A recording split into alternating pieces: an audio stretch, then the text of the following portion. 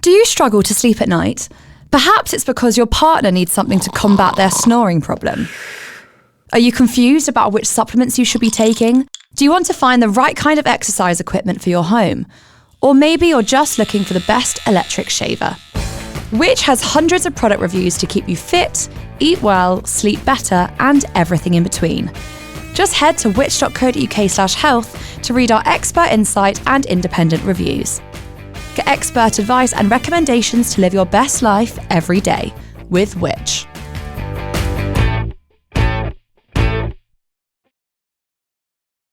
There's no doubt about it. We're increasingly relying on AI tools to help us search for information online.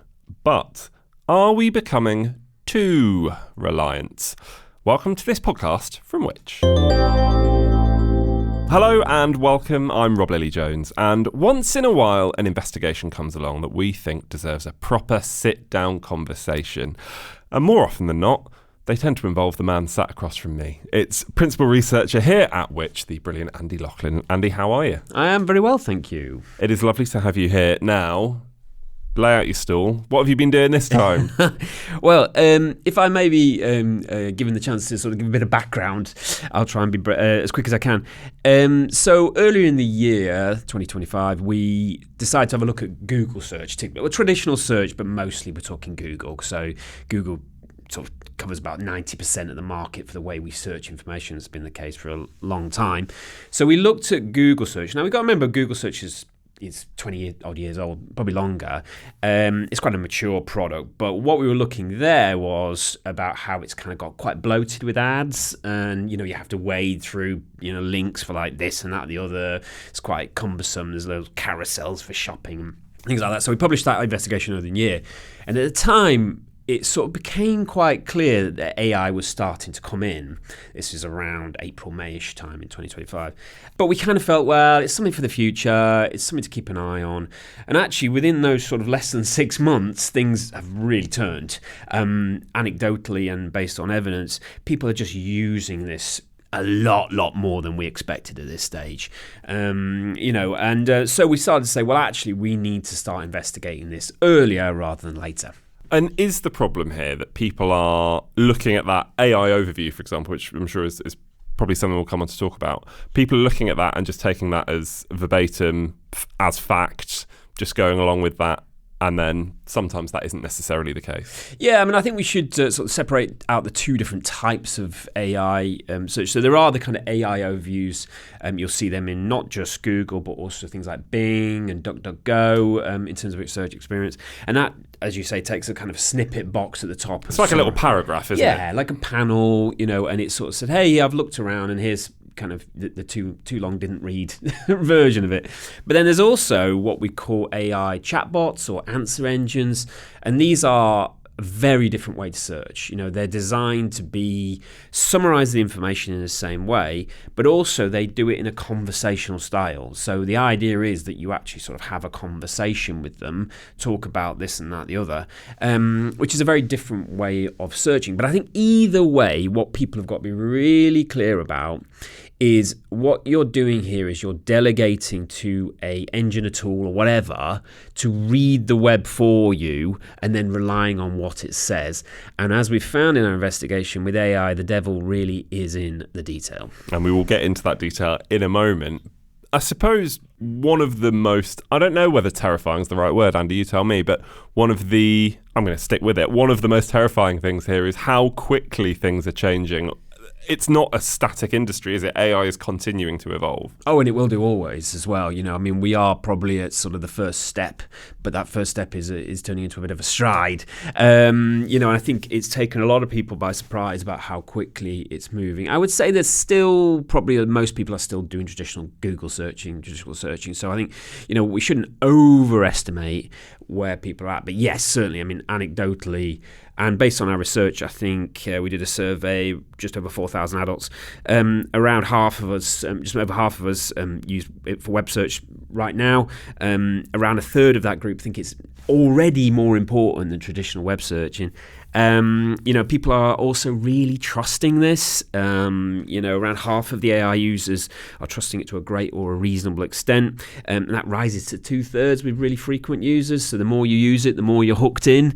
And somewhat alarmingly, around 1 in 10 often or always rely on AI for legal issues, 1 in 6 for financial issues, and 1 in 5 for medical matters. So not only are we using it a lot, but we're also trusting what it says. It's really concerning, isn't it? And this is all coming at the same time when, of course, you're seeing similar things happen across social media, for example. You're seeing people going to TikTok for their news. I've just called out TikTok there, but any of the other social media companies as well, of course, similar issue, going there for their news, but also stuff like you mentioned, medical advice, legal advice in some cases. Yeah, definitely. And I think what we should be very clear of is there's a reason why people are coming. It summarizes a lot of information into easily digestible chunks in the same way that social media makes it easier to connect with people, makes it easier to post things, makes it easier to engage with, makes it easier to see things. There's a reason why these things are popular, and that's not a bad thing. Actually, if they can save us time, and actually there are huge benefits to AI. Our research showed that these things can really help with basic research. They can make that initial job of facing 25,000 web links and digesting it down just what you need to know really easy. But the problem comes is that when we place a lot of trust in there, and almost the deeper we get in, the more trusting we get, we kind of forget that these tools right now probably are not even really in a beta. They're probably in an alpha plus, which is a technical term, but basically means testing and trialing and seeing if it works. And they're being sort of tested with real people who are potentially using what they tell them verbatim, and that has huge amount of risk. Yeah, it's not putting it too extreme, is it, to say that we are effectively the guinea pigs in this situation? Oh, absolutely. Yeah. And I think people need to realise that when you're signing up and you're going, okay, I can use ChatGPT or whatever it is for free, the old adage goes, if it's free, you're the product, or rather, you're the guinea pig that's testing it and helping it, and you're helping some trillion-dollar company become bigger and better. So you just need to realise there is a cost.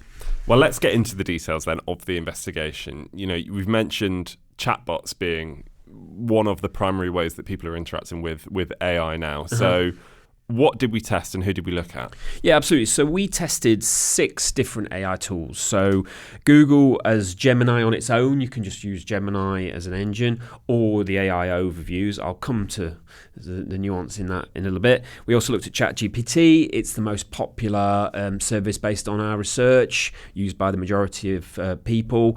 We also looked at Microsoft Copilot, which obviously uses the underlying technology that ChatGPT also uses, Meta AI, which is obviously Facebook's and the Facebook groups tool, and then an engine called Perplexity, which some people might not have heard of, but it's sort of the kind of shtick of it is a bit more kind of in depth. It's sort of attempted to be a bit more like a kind of a Wikipedia meets AI combination, really.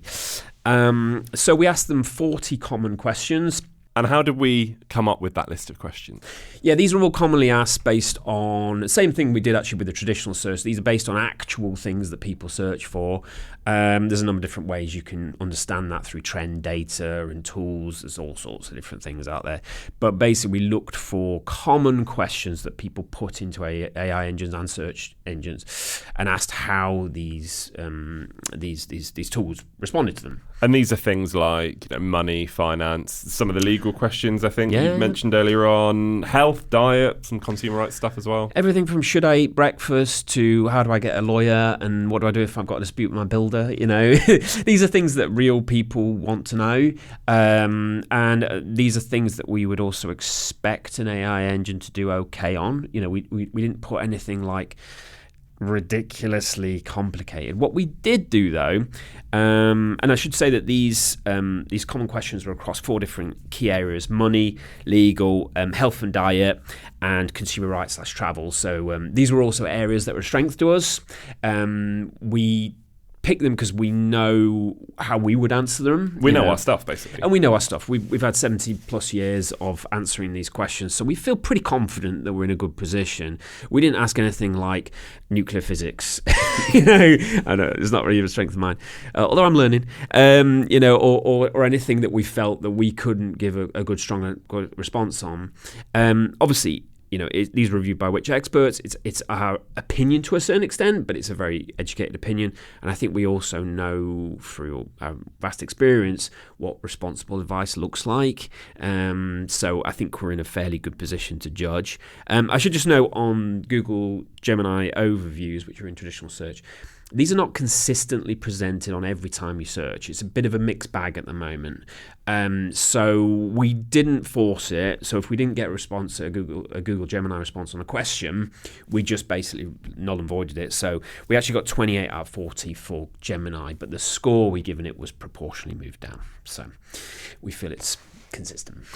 Now, the headlines then. Mm-hmm, yeah.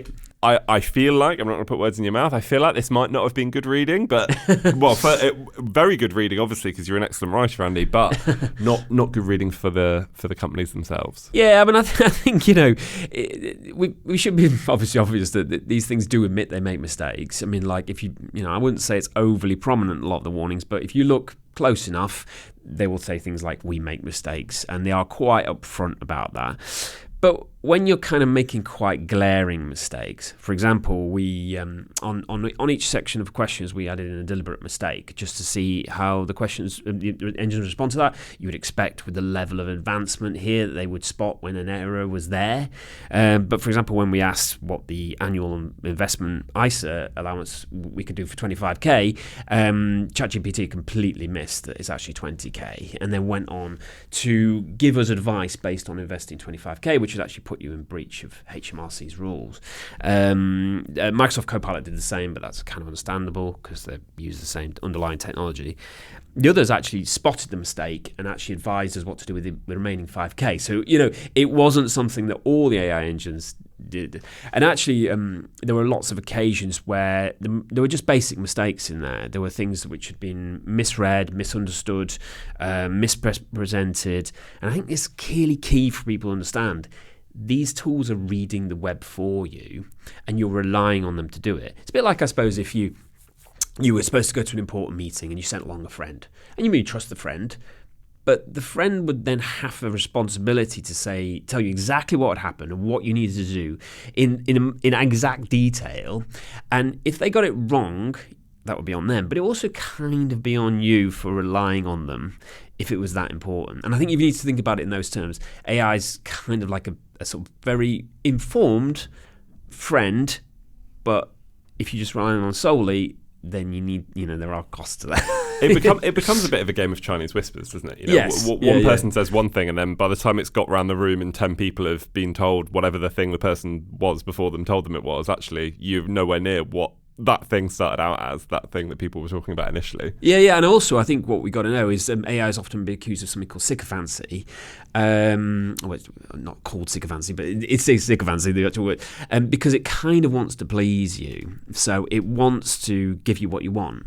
And actually, we've not just us, but others have seen as well. If you sort of say, well, the ISA allowance is 25k, it will sort of say, oh yeah, you're right, even though it kind of knows it's wrong because it wants to please you, and it is learning from the people as well. So it's in this kind of learning state where it can be, manipulated maybe is a sharp word, although there is evidence to suggest that, but it can sort of be led down paths which maybe it shouldn't be led down, And how often is it learning? I don't know if that's a silly question, but for example, is the information that are on these, on these sites, is it up to date to the minute, to the hour, to the day, or could it be taken from a week ago, a month ago, a year ago, and therefore some of the information's out of date? Yeah, in theory. A lot of them don't have what's called web search or deep research toggled on, which does, in theory, improve the accuracy. I assume that's potentially done because there is a sort of higher cost to running those kind of searches. So if you're on the sort of free basic tier, and majority of people in our survey said that they actually choose an AI because it is free.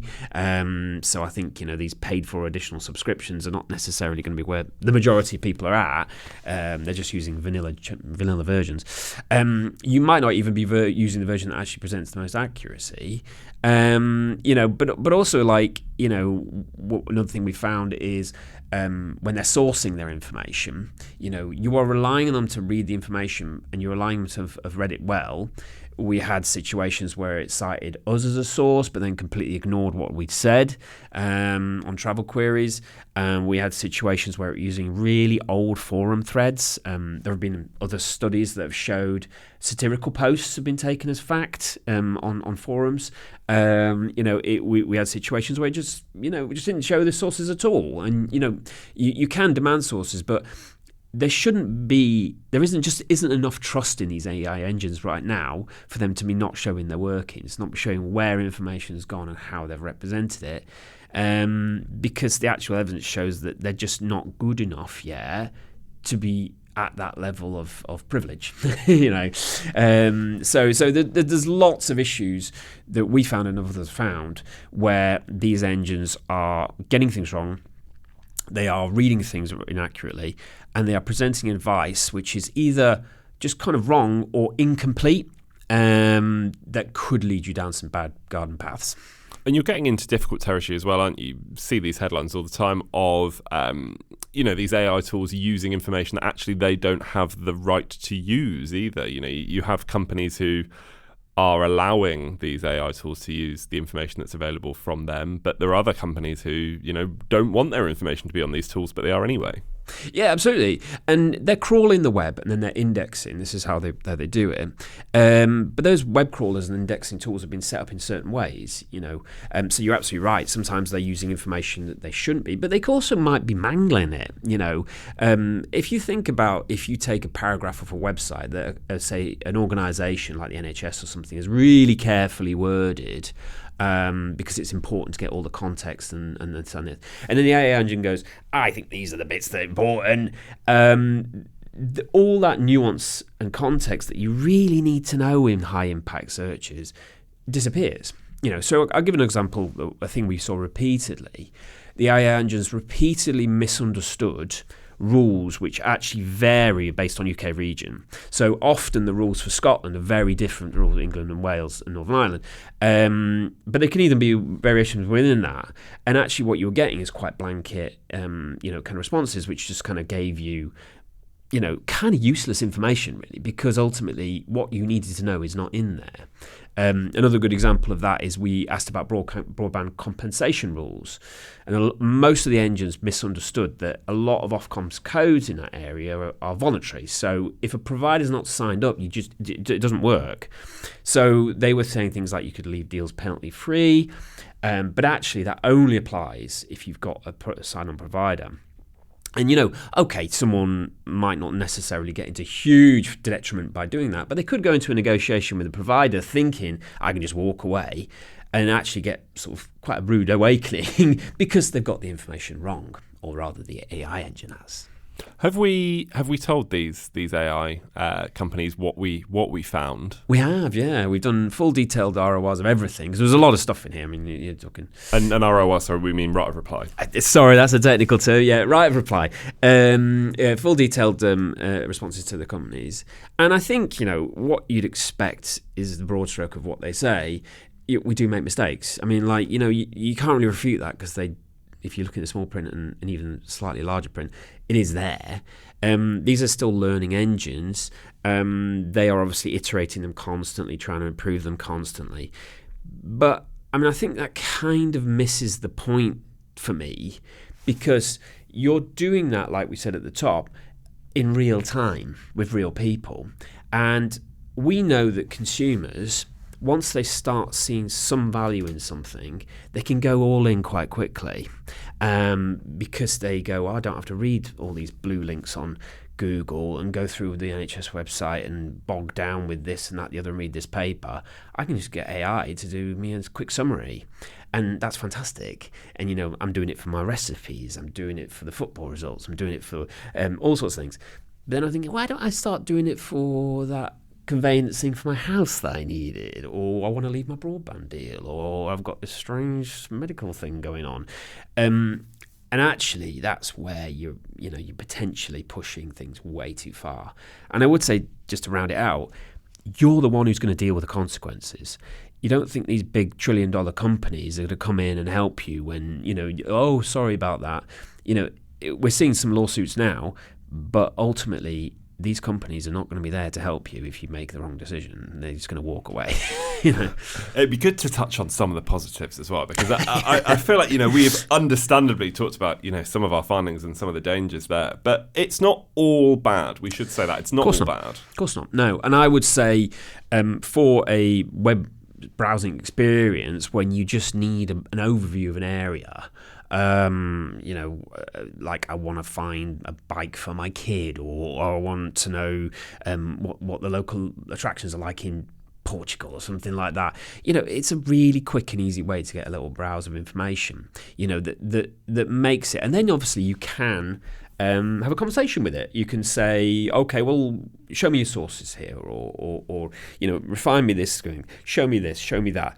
And actually you get that you start to see where this really makes a difference, with that kind of conversational way that you can talk to a really well-informed person, quote unquote, although don't think of it as a person, it's a machine, but you can talk to it and it'll give you really good consultative information.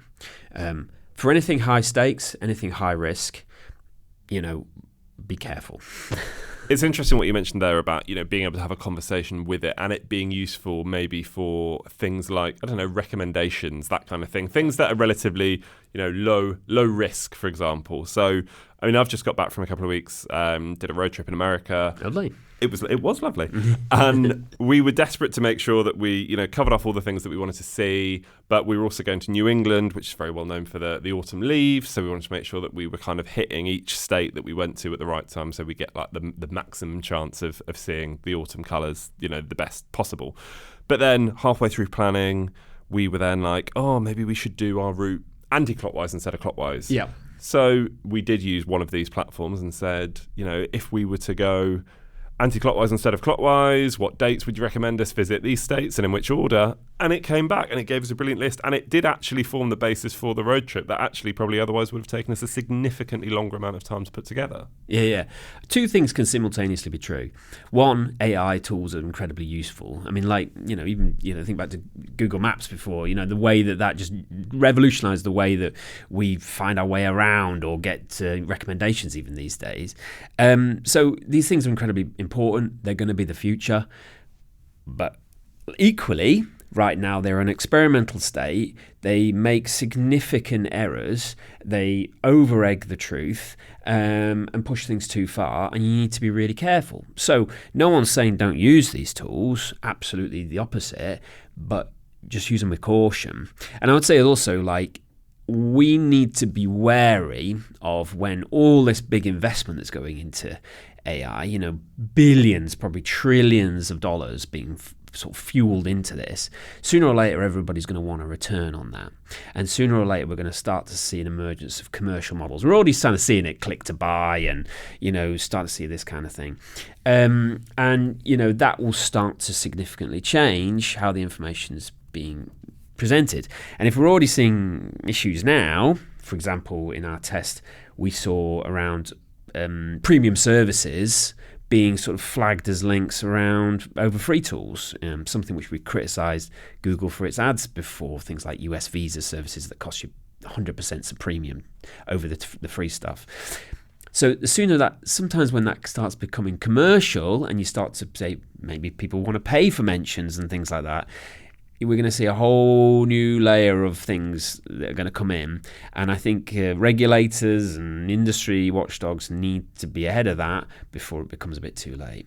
You've kind of touched on what I was going to ask next, which is possibly the biggest of all big questions. And I do wonder what these AI tools would say if you were to ask them this exact question. What is the future for these AI tools, do you think?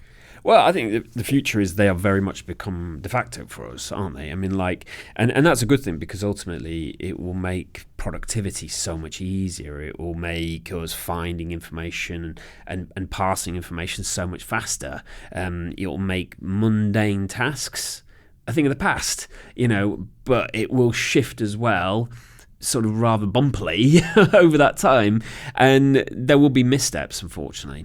And also, I think what people need to realise is there's going to be a big dominant players that are going to emerge. There's going to be a new Google. Google right now, in traditional search, 90-odd% of the market. I mean, that's really not great. I mean, it's just been designated as strategic market status by the CMA, the regulator for competition.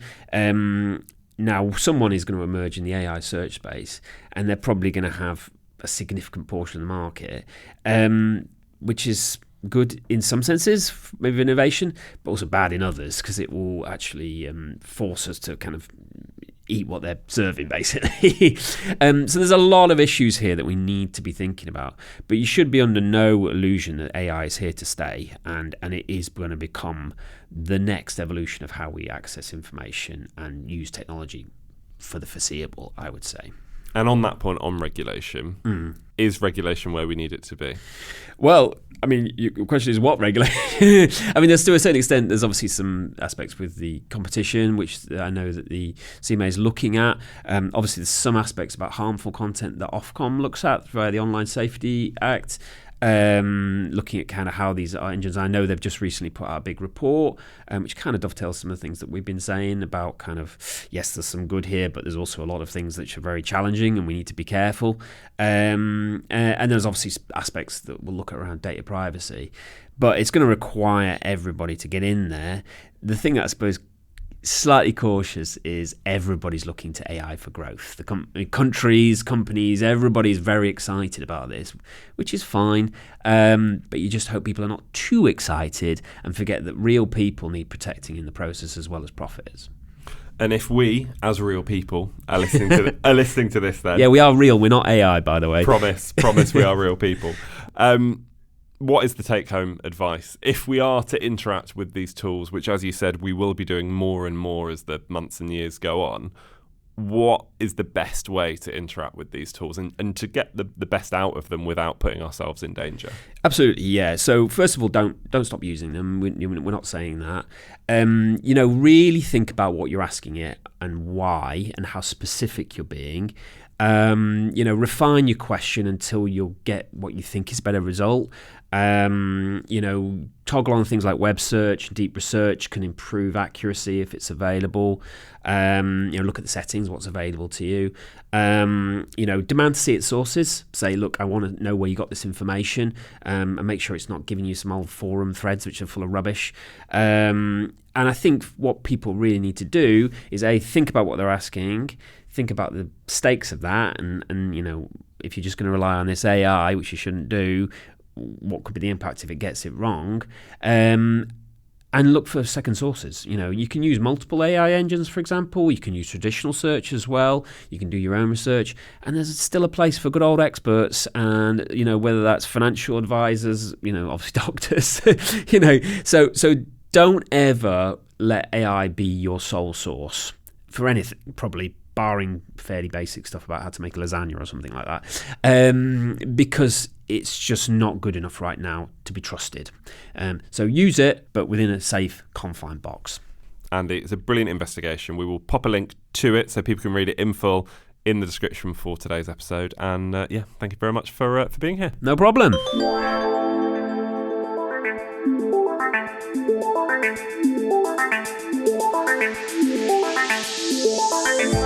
That brings to an end another podcast from Which. There's loads more for you to read about everything we discussed today. Just head to the episode description for more useful everyday advice. There you'll also see an exclusive offer for podcast listeners like you to become a Which member for 50% off the usual price.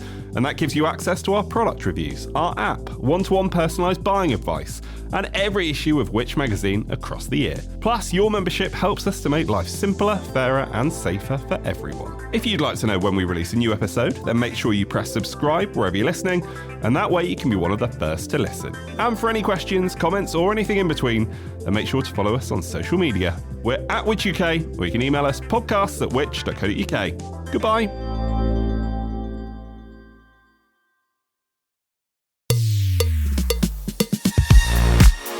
If you're enjoying this podcast from us here at Which, then why not become a Which member?